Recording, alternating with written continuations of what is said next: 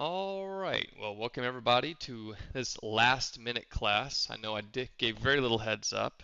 We tried doing this yesterday, life popped up, and so I tried to squeeze it in today while I had time. So we're doing the Trade Strategies Intermediate class. We've taught this a couple of times, and we're just going to go ahead and kick it off.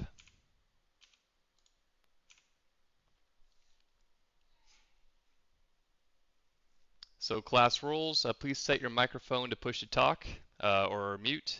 Feel free to ask questions in the class questions channel in Discord. I've gotten pretty good at this. I have all the chat here on another screen so I can see your guys' questions. Please put a Q in front of the question so that I know if you have one. Please keep non-related comments to a minimum during the lecture, and stay docked up in the Citadel for your safety during the lecture.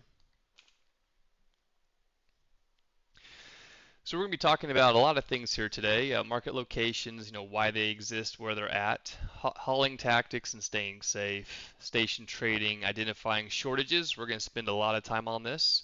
How ISK is made in the game, demand versus supply, trader versus manufacturers, what the similarities and differences are, and then we're going to do a trade workshop at the end. We are going to do a different type of trade workshop this time. We're going to level it up a little bit. This is being recorded, by the way, so knock on wood, this recording comes out well, and if so, I will post it on my YouTube channel, and then you guys can reference that in the future. So, quick introduction. My name is Fern Kitsuin. I am the CEO of a corporation in game called the Metroplex. I teach trading and economics here at Eve University. I've been playing off and on since 2008. I took an extended break, like 2014 through 18, and been trading now really ever since. I work with some of Eve's biggest personalities, like Eden Trade. He's a pretty popular guy. He's worth about he's up to 2 trillion now. I need to update the slide, and I'm sitting at about a $500 million myself. I'm now working with Ray. Again, I need to update the slide. Ray Zolo with Eve Guru, which I'm really excited to show. Not in this class, it's not appropriate yet, but we're doing some trading stuff on it. Right now we're focused on manufacturing, planning over there.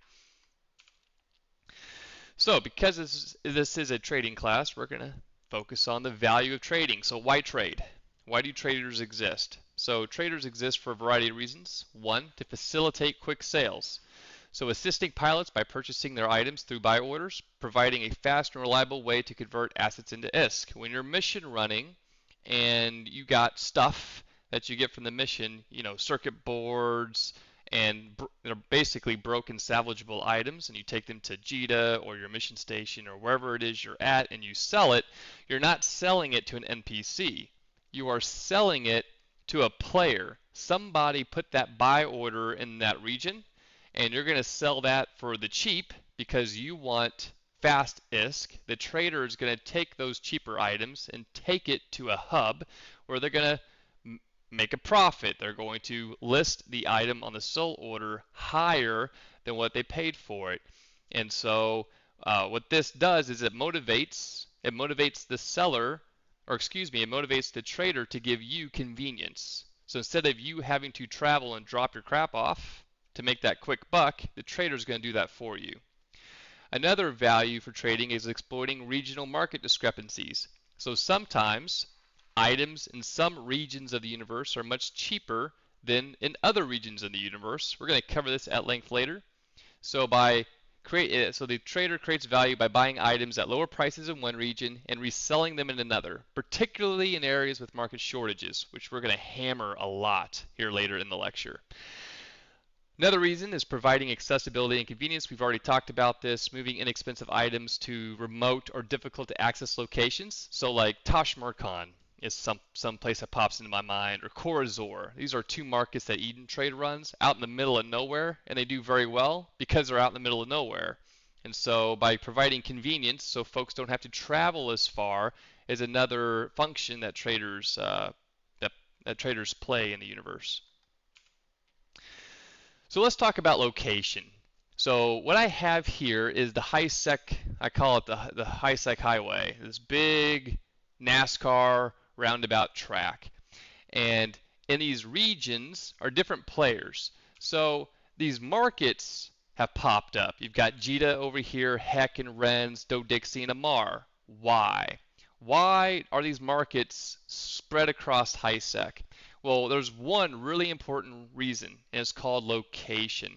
When you pop into the game, when you're a new player and you are birthed into the universe, you typed in your name and you popped out, you chose Gallente, you had no idea why, you just thought the ships looked good, and you picked Gallente, and then you popped out in Gallente space. And chances are you started running missions or you started mining, and you didn't go very far. You probably stayed in the region or the race of space that you picked when you're a new player, and you probably have stayed there for 6 months, 8 months, maybe a year, because it's home. It feels right. And so these players congregate in these racial spaces. So Dodixie's Gallente, Amar is, Amar, Heck and Renz is Minmatar, and Jita is Caldari. And so these hubs arise because there's this tension between traveling and convenience. So when we talk about why these locations are where they are, look how they're spread in the universe. There's almost this perfect circle where they're evenly spaced apart. So what's happening here is that if you are in Amar, let's say you're right here, way over here, and the cheapest items that you want to buy are in Jita, you are not going to travel all the way across the universe to go get those few items. It's way too much time. You would rather just be like, you know what, I'm going to Amar. Yes, I'm going to pay a little bit more, but it's not worth the time to save a little bit of money going across the universe. And so these hubs play a critical role. Now, not all hubs are created equal. Jita is the king of the universe. So in Jita, if you want to buy a rare item or an expensive item, a one of one, really difficult to find, it's going to be in Jita because this is where all the traffic is. Amar, unsurprisingly, is the second largest market. Why? Well, because it's on the opposite side of the universe from Jita. It takes a long time to get to Amar. If you go through HiSec, it's like 42, 45 jumps. Long time. So Amar here is very, very critical and on the other side of the universe. So Dixie, Heck, and Renz are middle-sized markets. Because if you're in Heck, you're not that far from Jita. If you're towards Dodixie, you're not that far from Jita. That's like 12 jumps, I think. So a lot of people just go ahead and go to Jita. By the way, Minda, you're keying up a little bit. Would you care to go on mute, please? I'd appreciate it. So Jita happens to be the king. Why Jita? Because back in the day, folks would typically go Caldari because they got better skill points. You couldn't sell them by skill points back then. So Caldari just happened to be the place where a lot of new players would go, and Caldari just kind of fit the aesthetic vibe that a lot of players wanted, and it just stuck. So even though Jita is on the northern part of HiSec, it's kind of way out of the way, especially from the south. It's not really all that central to the HiSec playbook, if you will. I mean, Heck is much more central than Jita is in terms of the space layout, but lo and behold, Jita stuck, and it's never going away. By the way, as a little tidbit, I've got this little low-sec system. So if you're going to Amar from Jita, instead of going 42 jumps, you could cut that in half, take it down to 24 if you're willing to go through Visamia. It's typically a very quiet low-sec system. Make sure you use a scout. Nothing's ever guaranteed in nothing's ever guaranteed in Eve, so use a scout. But if you can get through Visamia all right, you can cut down your travel time in half if you're wanting to trade between Amar and Jita, which we'll be doing in the workshop. So let's briefly talk about station trading. We're not going to focus on station trading too much because I'm a regional trader and that's how I made all my money. And station trading is kind of easy. There's not really too much to say. So what is it? You're buying and selling in the same station. So where are you going to go? Well, you're going to go Jita, Amar, Dodixie, Heck, and Renz because those are the locations that have the most players, the most demand, right? The most action. Profitability is determined by your profit margins, your unit volume, and the fees that it takes to sell the item. The pros for station trading is that there's no need for transportation. You're not going anywhere. You're sitting in the station the whole time. You're purchasing inventory. So when you purchase inventory, it's immediately available. Again, because you don't have to travel. You could set up um, regional orders, but for station trading, the assumption is you're buying and selling from the station. You only need one character to do that, and your profit margins are fairly safe because you got the buy order to sell order split, and well, that's where your margin is. So you're never going to find buy orders greater than your sell orders. It's not possible. Now, where are the cons? So why do I personally not station trade? By the way, I don't want to hate on it. There's people station trading making 10s, 20, 30, 40, 50, 60 billion a month. Okay, so don't don't let me pour water on station trading. It's definitely a good thing. Why I personally don't do it is that I'm at the mercy of waiting for the buy order to fill. So I have to pour ISK and buy orders and wait for the buy order to fill. It also requires a wide variety of purchase orders. So you're casting a really wide net because you don't know what players are going to sell you. And of course, you're competing with everyone else because by default, when you go to sell an item, it always goes to the highest buy order because, well, you guys want to get paid the most for your stuff. If someone's offering you $10 and then player B is offering you $2, you're going to take the 10, and the game does that automatically. So you have to compete with other folks for the buy orders. So let's talk about how ISK is made real quick. So we have activity, safe and dangerous. And by the way, as we all know, nothing in EVE is safe, but there's some things safer than other things. ISK per hour. So we have elite level. This is 1 billion ISK or more an hour. High, medium, and low. So let's run through a few different things you can do to make money. So you got mission running. So mission running, when you're fully set up in your battleship, Tech 2, and you're in a rhythm, level 4s ought to be making 80 mil an hour. So it's safe. You can see it's green. So this action of running level 4s is quote unquote safe, but the ISK per hour is red because it's low. High sec incursions, you can make more. You can double your money there. That's medium, 150 mil an hour. Also consider safe, quote unquote. I'm going to stop saying quote unquote, by the way. That's just annoying me. And lastly, we have null incursions. Those are dangerous. It's null sec, you can get killed, but you make 300 mil an hour doing that. Pretty good. Mining, high sec, safe, but this is the worst way that you can make money. Now, just because it's the worst way doesn't mean you shouldn't do it. Okay, if all high-sec miners decided to stop playing the game, the economy would crash, and well, the ISK per hour would go way up. That's the beauty of free markets.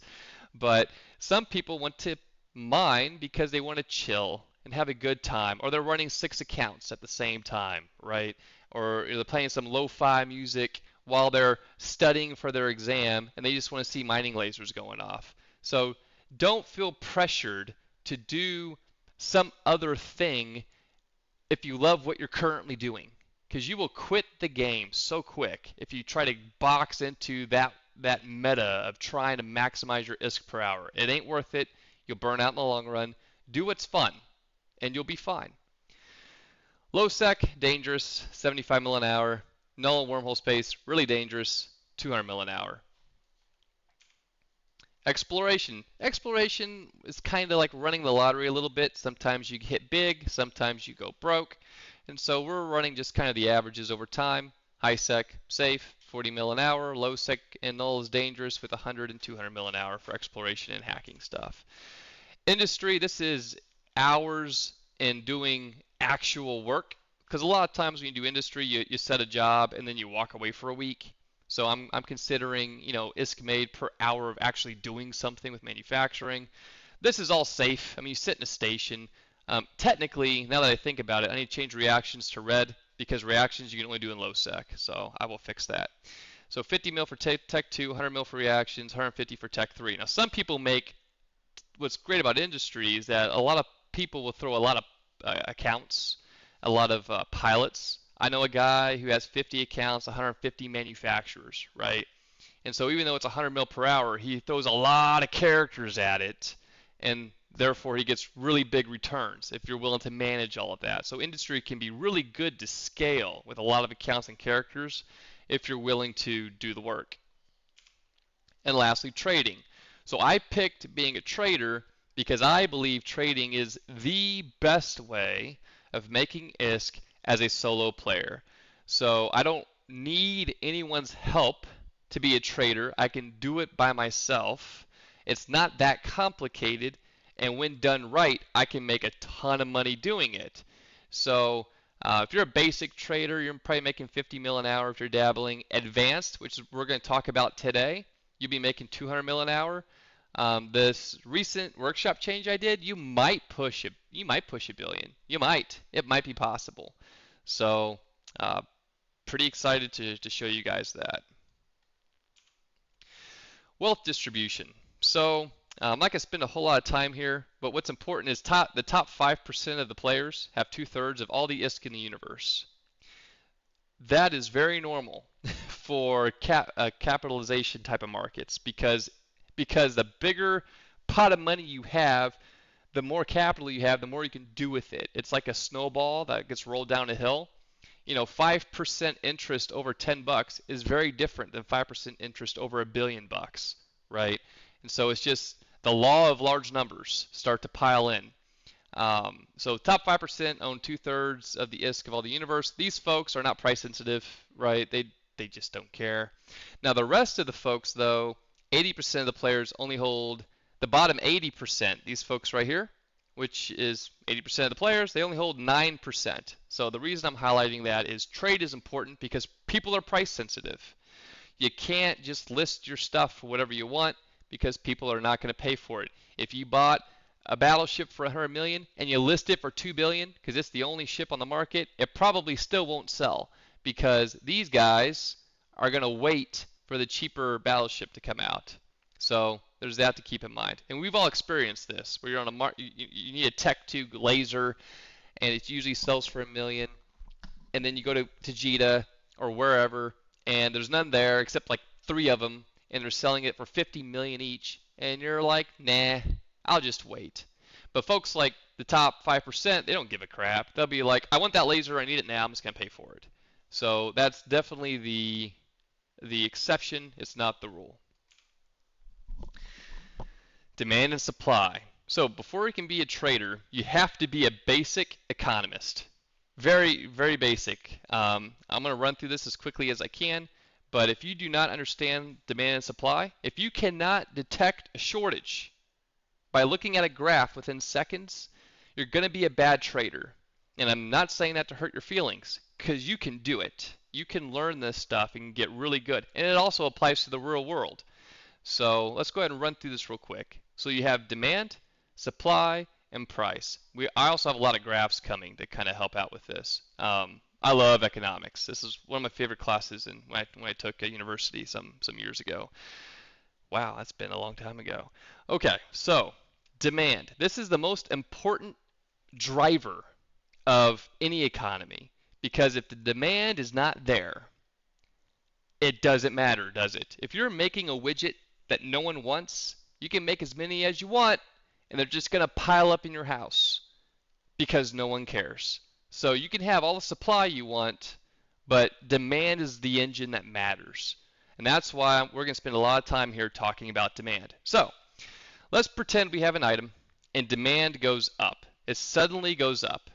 The supply is unchanged, probably because it was urgent. It happened without warning. Maybe in the real world there was a natural disaster. We've had some hurricanes in the U.S. here recently, and some houses got flooded, and so the demand for wood, lumber could suddenly go up, and the supply side's not ready. What's going to happen? Demand goes up, supply remains unchanged. Therefore, the price is going to increase because there's a shortage.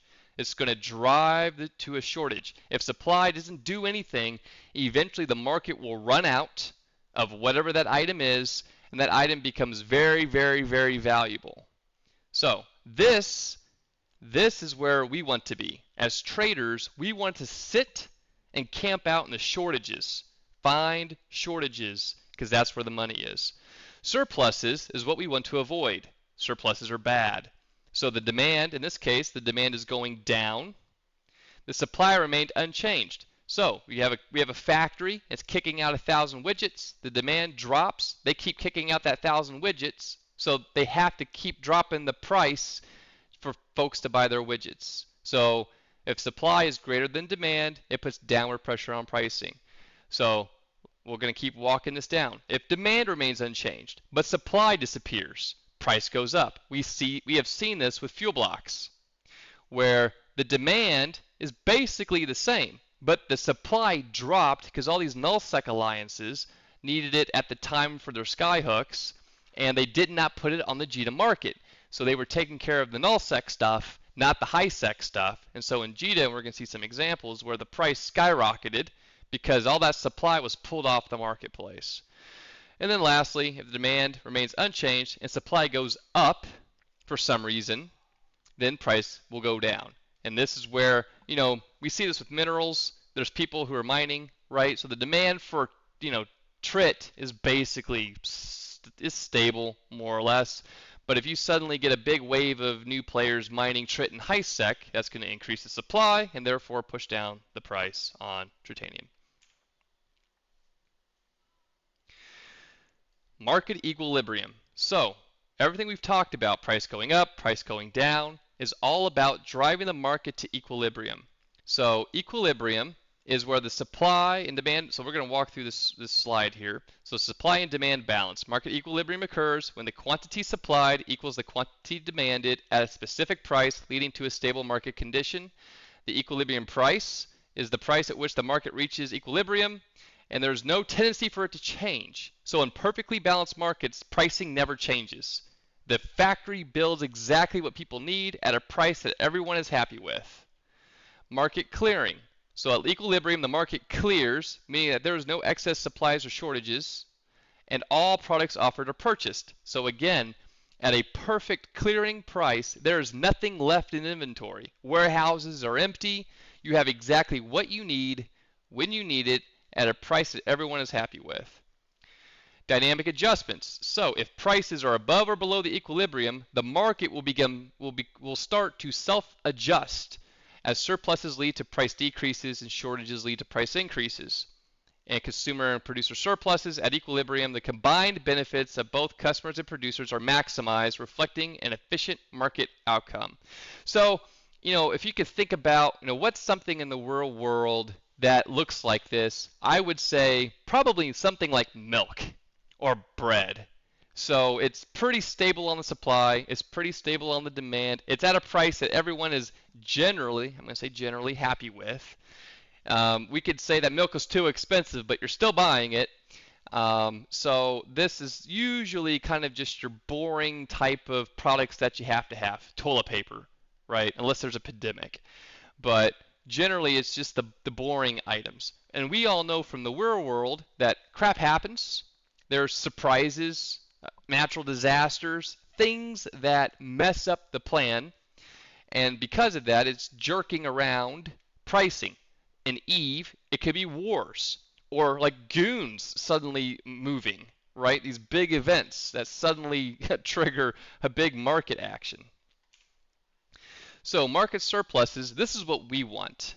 We want to find items where they are priced really high in the marketplace because we want to find stuff that we can undercut and make a profit. That's our goal. Buy low, sell high. So in this market surplus, so if we have excess supply, so when the market price is above the equilibrium price, producers supply more goods than the consumers are willing to purchase, resulting in a surplus. So to eliminate the surplus, producers lower prices to increase consumer demand, which in turn reduces the excess inventory and increase competition. As multiple sellers try to offload their excess supply, they compete by lowering prices, further driving market price down. So if you're a manufacturer and you have these, if we look at the curve here, we have the demand curve, we have the supply curve. And so what this is saying is at $8, that the people who are buying the thing, they're willing to buy 200 of them at that price. But the supplier at $8, I mean, they're willing to build 800. So if I walked up to somebody and said, hey, I'll pay you $8 for a slice of gum. Just open up the package and give me a slice of gum. You would do that all day. And maybe I'm part of that 200 that really wants that stick of gum, you know. But everyone else looks at me like I'm crazy, and they're gonna wait until the price drops. So what happens is that more people get into the gum business, and they roll out more of that stuff, pushing prices down. So now it's down to 7, eventually down to 6, and then someday at $5, the manufacturer is willing to build 500, and I'm willing to buy 500. That happens all by itself. There's no one in government needs to make that happen. If you leave markets alone, markets do that by themselves. So let's talk about something that's a market that we have a surplus on. So if we have a surplus, and you should be able to look at this and know that you're in a surplus immediately. So let's break it down.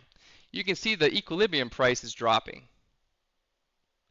It's dropping, and I have demand here being flat. It's not exactly flat, but it's close enough. And so if equilibrium price is going down and demand is flat, what's happening? Because it used to be 1150, now it's down to 1,000. Why? Well, it's because you're a market surplus. So the supplier competition, I drew this out with my pencil, by the way. The supplier competition is going up, especially right here. There's no reason for price to go down unless supply is going up. And by the way, nothing in the game tells you the supply side. It tells you the price and it tells you demand. So it's up to you to know what's happening on the supply side. Because here, we could just have suppliers undercutting each other because they feel like it, right? And so what's happening here is that Noxium, it's being driven down. The pricing is being driven down due to higher competition and supply. So when we talk about equilibriums, we had this period of time here where pricing was relatively flat. Demand's flat, and pricing's flat, therefore the supply has to be flat. During this period, remember referencing our graph before, the demand remains unchanged, supply has to be going up because the price is going down. It's just basic algebra. If price is going down, demand is unchanged, therefore the supply has to be going up. And now we're back to a equilibrium state at 1,000 ISK per unit for Noxium. As a trader, avoid this like the plague. If you see prices going down, run. This is not where you want to be. So let's talk about market shortages. This is how we, the traders, make money. So let's say here we have excess demand. A shortage occurs when the quantity demanded exceeds the quantity supplied at the current price, creating excess demand. So the price pressure is going to put upward pressure on pricing. So this incentivizes producers to produce more stuff to make more money and profit maximize. Customer behavior. During a shortage, customers may experience frustration, obviously, leading to changes in their purchasing behavior, such as stockpiling or seeking substitutes. So one good example in college they teach you about is that whenever you have a big downturn in the economy, a lot of people go to McDonald's because it's cheaper than going to a sit-down burger joint, and it's just a way for them to save money, basically. So in this graph, same thing. We've got the demand curve, we've got the supply curve, and so at $2, the supplier is not willing to build much of anything. They're like, $2 is not even worth me getting out of bed. On the demand side, man, we would love to buy stuff for $2, but we can't find it. So there's this creates a shortage. So as the price goes up to $3, the supplier is willing to build more. The supplier is willing to build more, and the person who's buying the stuff, they're not willing to buy as much because the price went up, and price continues to go up till eventually at 500 units at $5, everybody's happy. So let's talk about helium isotopes for a minute. This, as a trader, is what you're looking for. Pricing's going up. So I have the demand relatively flat. I know some folks don't quite agree with that, but I'm just striking the line for instructional sake, and it looks generally flat. But the equilibrium keeps taking these steps up, up, up, up, up, and now we've got this big peak right here. So let's break it down. So supplier competition is going down in this case. There's not enough supply in the marketplace. We had equilibrium at $500. There's suddenly an event that creates a spike. You can see what's cool about shortages is we get these mountain peaks where when something's in constraint, it rockets up. there's no such thing as like small changes. When something hits constraint status, it gets on a rocket ship and heads to the moon. So in the real world, you want to look out for those things. Toilet paper during the pandemic, right? You had it, it was fine, and then suddenly you did it, and then everybody was panicked about it. This is the exact same thing, but on a graph. So after that event, we had equilibrium at 550. Then we had another event. There's the expansion that came out, and another price spike, equilibrium at 610, and now we are in the middle of record pricing for helium isotopes. So let's take a look at the game, and I'm curious because I put this together a month or so ago. Let's see where helium isotopes is today. Holy cow. So we were about right here, and now we're all the way up to 1,000. So we can look here at the demand, and the demand is, still not that different, pretty similar. And the pricing continues to go up and up and up and up and up. So I've been banging the table. We need more people building helium isotopes, and this is going to continue to go up until someone somewhere gets on top of it. So let's talk about the manufacturer here for a minute. So when you list items on the market, they did not appear out of thin air. That as a trader, you're not building anything. You're taking stuff from one place to another, or you're doing a buy order to sell order conversion. That's all you're doing. And so if you're in JITA, for example, and you have opportunities to make money as a trader, you have to be careful on how much stuff you buy, because the manufacturer is like a sledgehammer, and they're coming. Everybody sees that profit opportunity in the marketplace. And as a trader, you want to be like these guys. You want to be the SEAL team, in and out. You don't want to be overexposed. If you hang around too long, the aircraft carrier with the 150 F-22s are going to drop bombs on your head. When the manufacturer shows up, these guys bill like 30 days at a time, 15 days at a time. And so they'll drop 15 days of something on the marketplace, and then you're stuck with however much stuff you bought. And the manufacturer, like we've learned, anytime supply enters the marketplace, what does pricing do? It goes down. Remember, everything you guys do as a trader is going to put downward pressure on pricing. That's the whole point of free markets. You found an opportunity to make money, you bought low, you moved it to JITA, you listed it, and you listed it at the cheapest price, so that way it's the first thing people would buy. You are putting downward pressure on pricing. And that is a good thing for the universe. You just want to make sure you don't get caught with too much stuff on the market where the manufacturer makes you pay for it, because the manufacturer probably is building it cheaper than what you bought it for. Makes sense, right? Because you guys bought it from a manufacturer someplace else. That manufacturer made a profit at that time. So my personal opinion is you're an ant, and I'm an ant. I mean, unless you've got 10, 12, 15 trillion in the marketplace, you're an ant. And you want to be moving around, grabbing things here and there, moving it, listing it, and getting in and out of market opportunities, because if you don't, the manufacturer is going to make you pay for it. So everyone sees the shortage opportunities. There's tools, Excel files, there's all kinds of stuff out there. When we do this workshop, we're all going to see them. The shortages only occur for a limited time, usually only in a couple of days. I've never seen shortages go on for weeks and weeks and weeks. Maximize profits as much as you can, as fast as you can. Stay agile. Do not overcommit to your quantity position. Do not try to manipulate markets. It's a bad idea. Bad idea. Because the manufacturer will see that, and they'll have 30 days of something coming out of the oven when you try it, and then they'll wreck your soul. Because all those really expensive items you bought to try to create a constraint are now stuck in your inventory, and you're going to take a hit. And always remember, the manufacturers are coming. And you never know when they'll show up to wreck your day. So if you stay too long in an item, the manufacturer drops 30 days on your head, and you're dead. Pricing tanks, because they're making a profit and you aren't, and you can't compete with them. You want to avoid this. So, shortage markets. This is where you make your money. Typically lasts about 2 or 3 days. A shortage for an item may not return to the market again for months, if at all. I'll show you some examples here where I have sold thousands of different items, and sometimes I've sold them once over 3 days, and that's it, because that was the only time the market opportunity popped up. Shortages always exist in all markets at all times.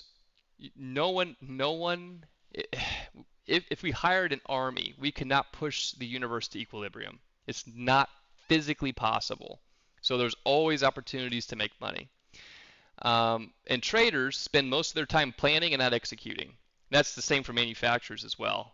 So, like, what do I need to do? How do I make the money? Right? The planning side. And we're going to address this in today's workshop. Time is money. When you get really good, you can automate your data. I'm working on a tool with Ray Zolo called Eve Guru, and we plan on automating every single trade opportunity in the universe. So we have that coming out here in a couple of months. So keep your eyes out for that. Shameless plug there. Let's talk about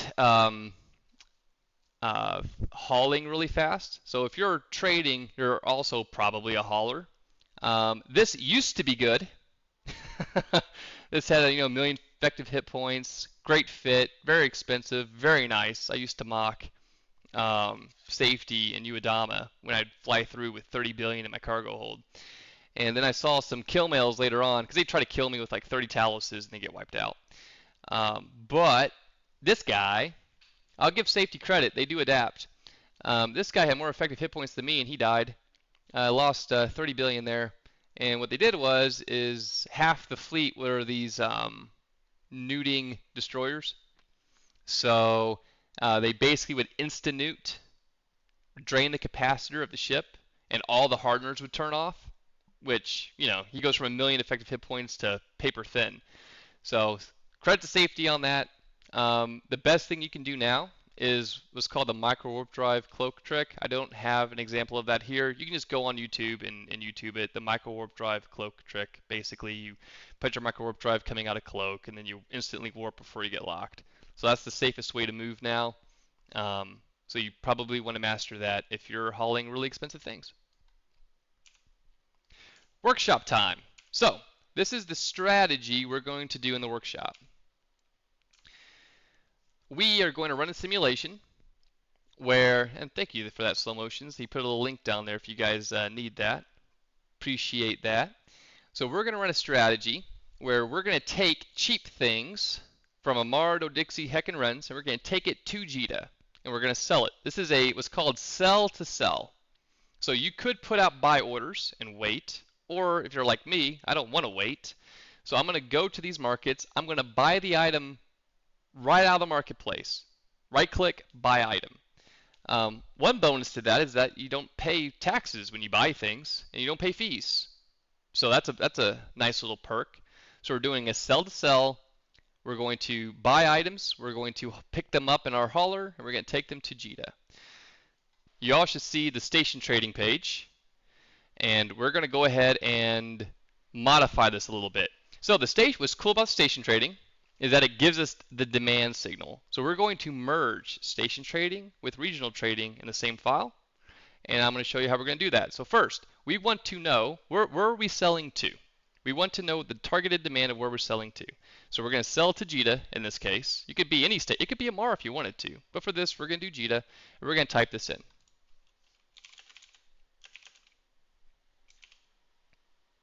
You'll notice I had to type JITA 4, Moon 4 before it finally popped up. So you have to just keep typing. It'll eventually get there. Sales tax, I got level 5. Cool. Minimum volume, I want to make sure that it's at least selling one item per day. It takes a 20-day average. If it's not selling one item per day, I don't want to fool with it because I don't want to buy an item and sit on it for 4 months. That stinks. I've got return margins above. I have a negative number here. And then for margins below, I have a big positive number. And what I'm trying to do is that I want to pull everything. I could care less about ROI. I could care less about it's profitable or not because this is for station trading. So I just want to return everything because I just want to know the volume that sells on average per day for an item. So we're going to hit search.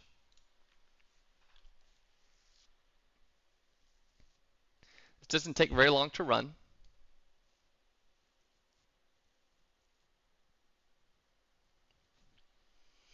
Again, if you get lost, I'm going to move pretty quickly through this, but you have the recording that you can reference, slow down, pause, all that good stuff.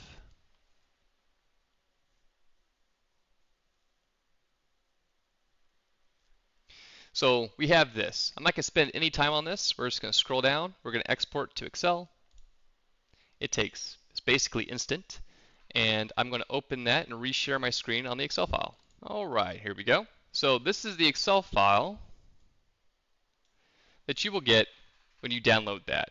Now, this is all really messy. We're going to clean it up. It's going to take us 2 seconds. So I'm just going to go ahead and delete some stuff. And again, you can watch the recording to see what I did.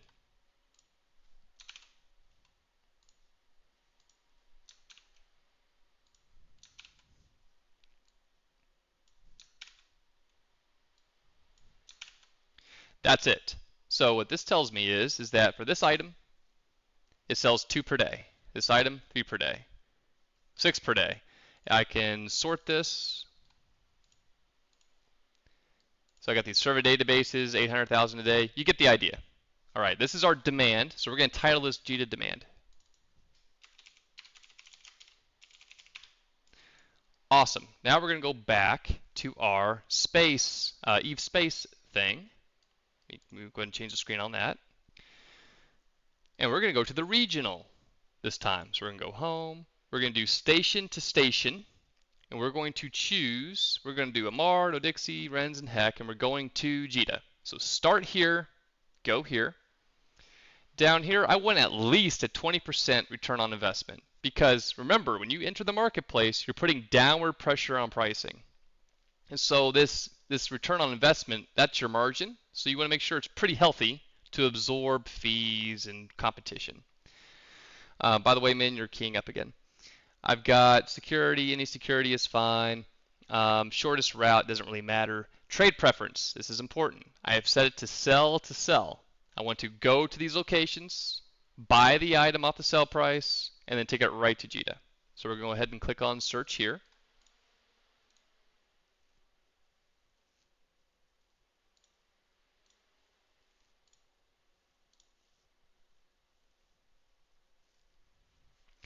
And it's going to generate this list. We're not going to spend any time on this. We're going to export that to Excel.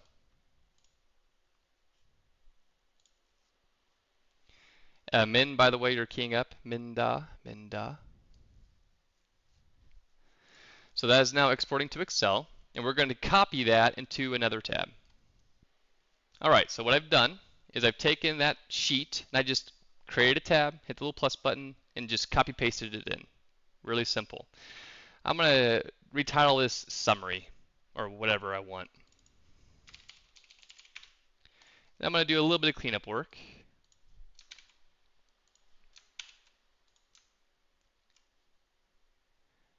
I know this is really small here. So I'm going to do some retitling. So here's this item it wants me to buy. And here's where it's coming from. I'm going to zoom in here a little bit so we can see it better. And yeah, you can use Google Docs. I mean, Google Docs, Excel, wherever the heck you want. It doesn't matter. So this is coming from Mar, this is coming from No-Dixie. So you can see where the items are coming from and the quantities that they're listed. We got a buy price. The net cost is the same as the buy price in this case, so I'm going to delete that. It's always going to say JITA 44 because I said that's where I want to take it to. I'm going to delete that because I know I'm taking it to JITA. I'm just trying to make this Excel file as small as I can. This tells me the sell price that's occurring in JITA. So it's selling for 7. It also puts in your sales taxes and all these things too.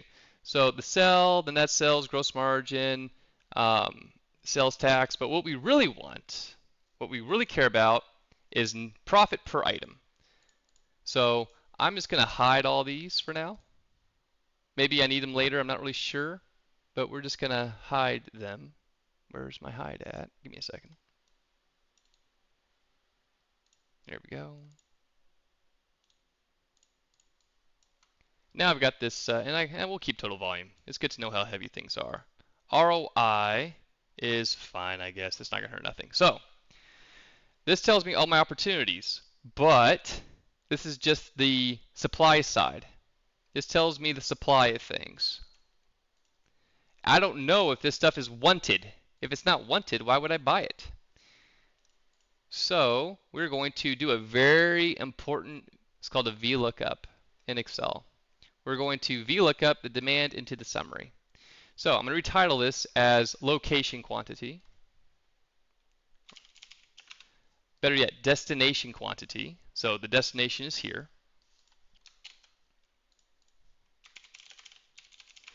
We're going to create a column called GTDemand, and this is where it's going to sing.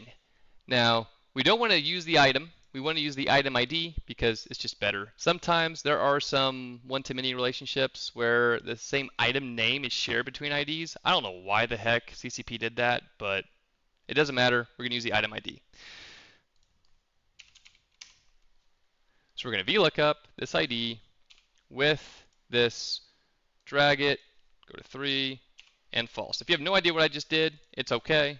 You can just copy paste that whenever you do the work. You'll see an NA here. That's important. So let's go ahead and double click this so it goes down. Anytime there's an NA, it means it's not in demand. The demand didn't even trigger. It's got a demand of nothing. So we're going to change this a little bit to say if there's an error, make it 0.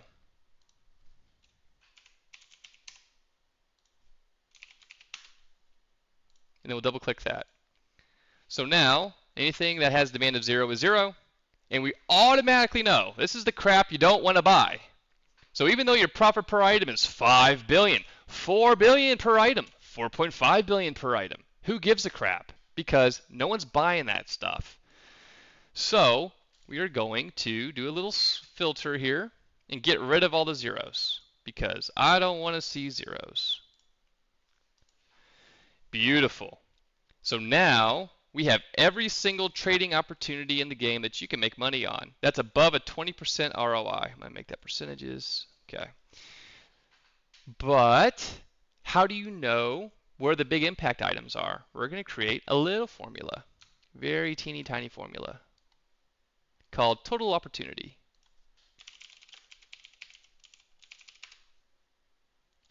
We're going to multiply, so we need to know what to buy, right? Or how many to buy. So for example, these are ones. We know we can buy these. It's less than the G demand. But I guarantee you, if I scroll a little bit, I'm striking out here, boys and girls, right here. So this basic explosive energized membrane, the destination has 10 of them, but JITA only wants 3 per day. Now, if you want to buy 2 days or 3 days of something, well, here you go. If you bought 10 of these, it's basically 3 to 4 days of demand. But I don't want to buy all 10. I'm just going to buy 3. So I'm going to create another column called buy quantity.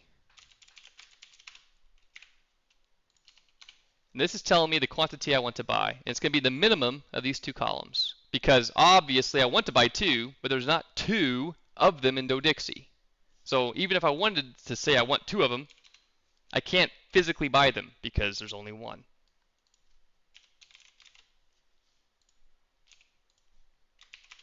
So we're going to do the minimum of these 2 cells, which in this case is 1, and we're just going to drag that down. So here, the JITA demand is 35, but there's only 1 in the system, so that's all I can buy. I'm going to highlight this green because this is an important column. This tells me, as the trader, when I go to Dodixie and I buy these skins and that Sino Jammer, I can buy 1 of them because that's at the destination. So my total opportunity is the buy quantity multiplied by the profit per item.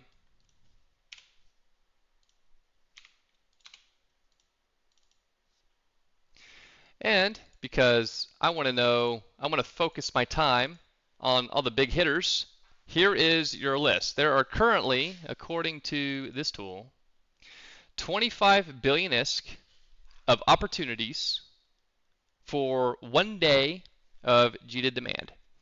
So right now in Dodixie, there is a high grade Ascendancy Omega. You can buy it for 5.1 billion. I realize I've hidden the sell price. Let's go find that. I don't care about that. Let's go find the sell price real quick. It's selling for 6.7. It's got some taxes in there. And you take your, let's go ahead and hide that. So there's your net profit. You got your sell price, minus your buy price, minus your taxes, gives you your net profit. So I'm going to hide taxes too because it's just too busy. Profit per jump, we're going to hide all that stuff too. But it even tells you jumps, how many jumps you got to go. That's pretty neat, I think.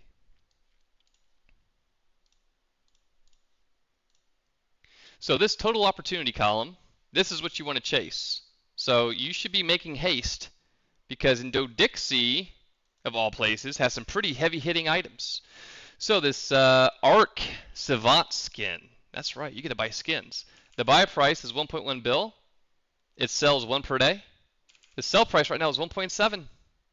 So if you are one of the lucky people who sell that skin that day, you'll make a cool 600 mil.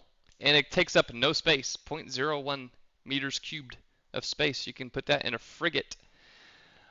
Curses. So Jita wants 35 of these. You can buy one in Amar, you can buy one in Indo-Dixie, you can buy one in Renz. You can buy them for 224. They're going for 680. So remember we talked about, in fact, let's look at it in game. So right now we can see that the past day they've only gone for 220 million. And you're like, do we trust this data? Let's see. Oh yeah, they're gone. They're like all gone.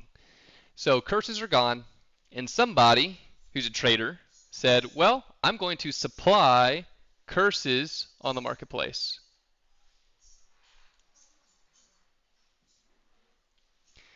So it would be a really good idea to go get some curses because remember, 35 sell a day, and there's only 2 of them here. So there is a possibility that someone who's really, really rich is going to buy it anyways. So maybe you go get a curse and you list it for 500 mil. Let's look at some more examples. Mid-grade Hydra Gamma. Let's take a look at that one.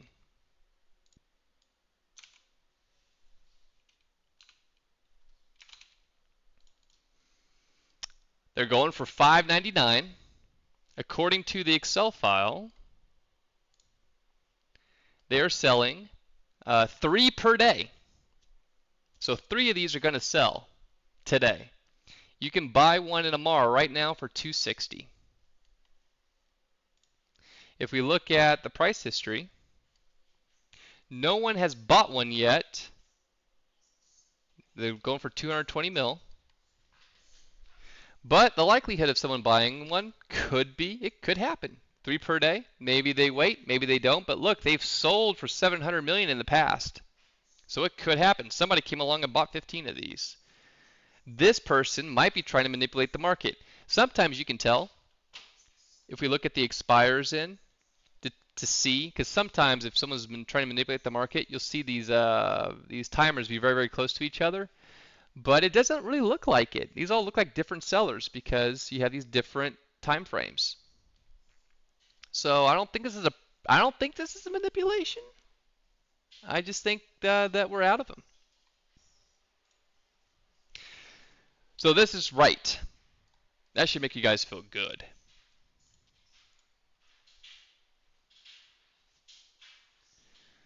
All right, I'm opening up the questions. That is my presentation. There's 22 bill to go get it.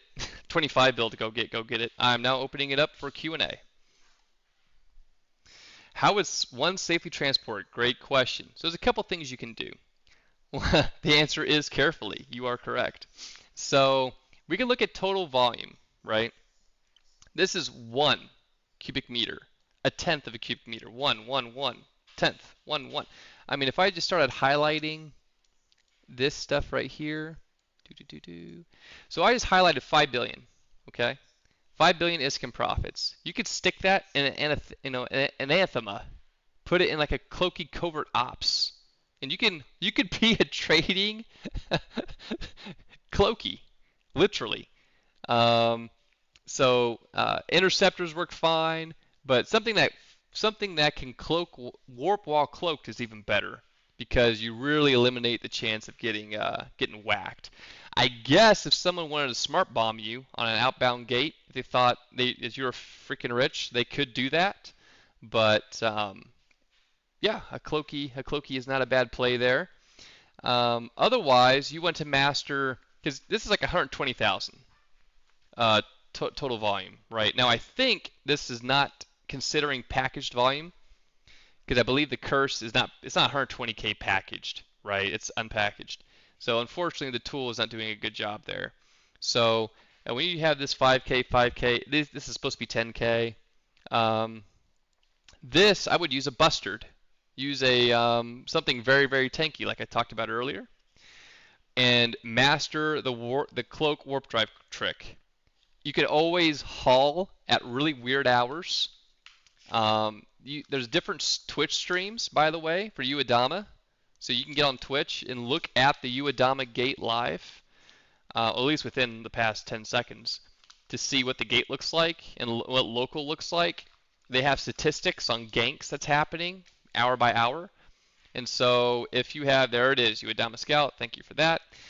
And so if it's hot, don't haul, or just haul right outside and then wait.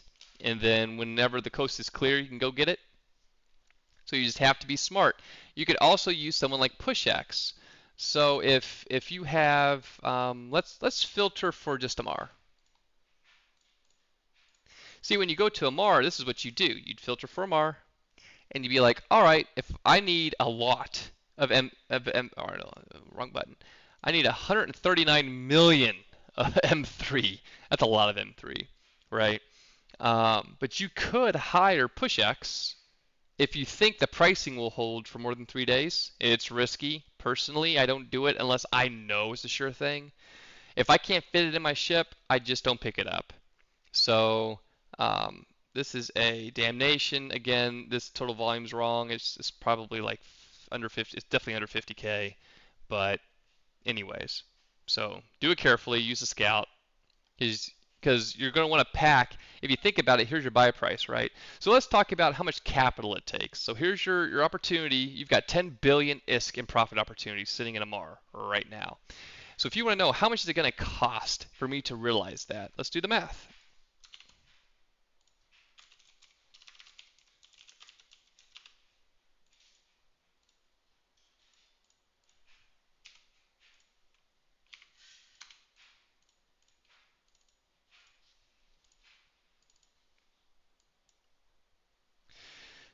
So if you wanted to get 10 billion ISK worth of profits, it's going to cost you almost 16 billion. So when you think about it, that's a pretty freaking good deal. I'm going to take 16 billion, and by the time it sells through, I'm going to make 10. Basically, you can take 16 and turn it into 26. And you ought to be able to do that within a couple of days. Because if you buy a day's worth of demand, you're not going to sell it in a day. Probably, because you're competing, right? A day's worth of demand in JITA probably takes 3 to 4 days. And what happens is, what you will find is that you'll make big dollars on some of these. So let's bring this back over. Let me just hide that so we can see everything.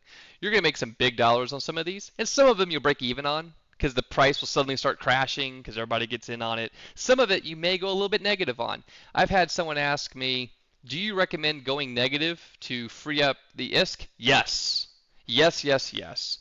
If you bought something and the price starts dropping and you can't get out of it in time and you're going to lose 5%, 10%, it's fine. Just lose the money, get out of there, free up your capital so you can buy this stuff up here. You want to keep your ISK as liquid as possible. We call this inventory turn. You want to churn that inventory every day because every day is different. These items will not be here tomorrow, and they won't be there the next day or the next day. Every day you've got the new batch of stuff. And by the way, this is just Ammar, Rentech, right, to JITA. You could turn this around and go, well, I'm going to go from JITA to Ammar. I want to go from JITA to Dodixie. I want to do Heckin Rens to Dodixie, or Dodixie to Heckin Rens. I mean, there are so many directions you can trade in. It's really limitless. And we pick the big hubs. You can pick regions if you want to. If you're willing to go to all these random spots, what's nice about trading in market hubs is that when I dock my ship in Ammar, I now have access to all this stuff. If I go to Tosh Murkon or Kikakela or Norvikaken, I may get like 4 or 5 different things. That's fine. There could be some money there, but it's probably not going to be 10 billion ISK worth of opportunities. Let's look at Dodixie. Dodixie, 8 billion ISK worth of opportunities. For that, oh, I forgot my. Let me go ahead and kill my filter here real quick. I gotta fix this because I had it filtered.